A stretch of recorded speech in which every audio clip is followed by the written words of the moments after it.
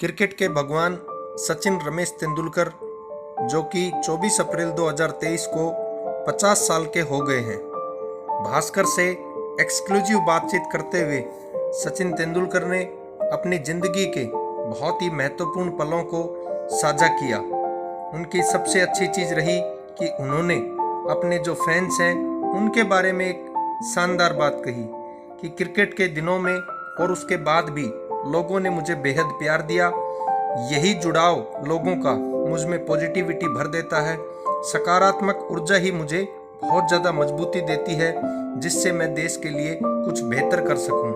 तो सचिन तेंदुलकर ने कहा कि ज़िंदगी में आज वो जो कुछ भी हैं केवल क्रिकेट के कारण ही है। क्रिकेट ही उनकी लाइफ है। क्रिकेट की वजह से ही वो आज इस जगह पर पहुंचे हैं। ज़िंदगी में बहुत ज़्यादा उतार चढ़ाव आए, ज़िंदगी में उनको बहुत कुछ सिखाया भी, लेकिन क्रिकेट ने उनको एक ऊंचा सतर दिया।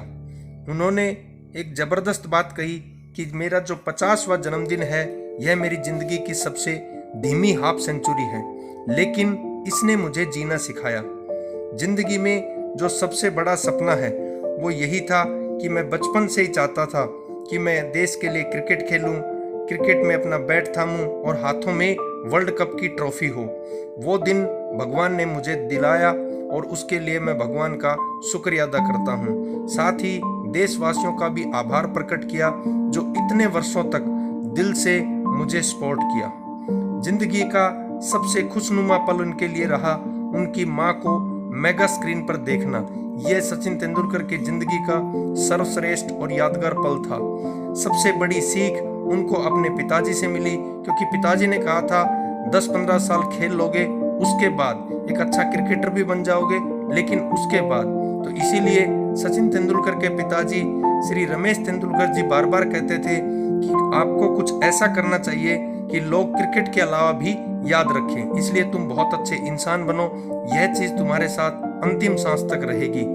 यह बात भगवान के आशीर्वाद की तरह है और इसको कभी भी हल्के में मत लेना।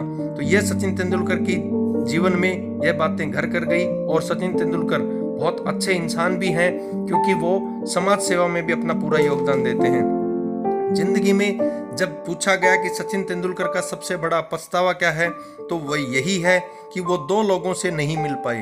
एक मोहम्मद अली जिनसे वो बहुत इंस्पायर थे और दूसरा मदर टेरेसा।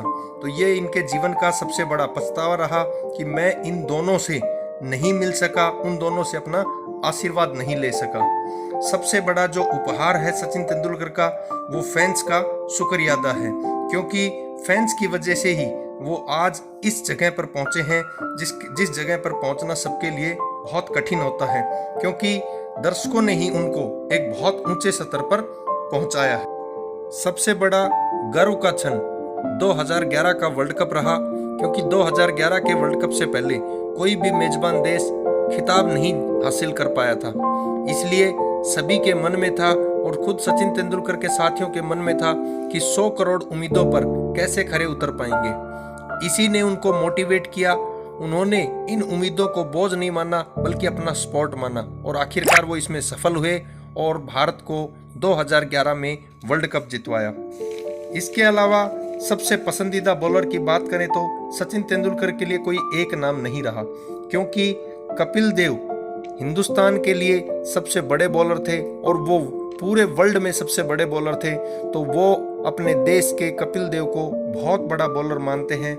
और इमरान खान थे, रिचर्ड हेडली थे, क्लाइव राइस थे, मैल्कम मार्शल थे। इस प्रकार बहुत से बड़े बड़े बॉलर्स हुए, लेकिन सचिन तेंदुलकर ने ये बात बिल्कुल साफ कही कि मुझे कभी भी कोई एक बॉलर ऐसा पसंदीदा नहीं रहा जिसका मैं कोई स्पेसिफिक नाम लूँ। तो बहुत से पसंदीदा बॉलर रहे, क्योंकि वो सब अपने आप में उस समय के महान खिलाड़ी।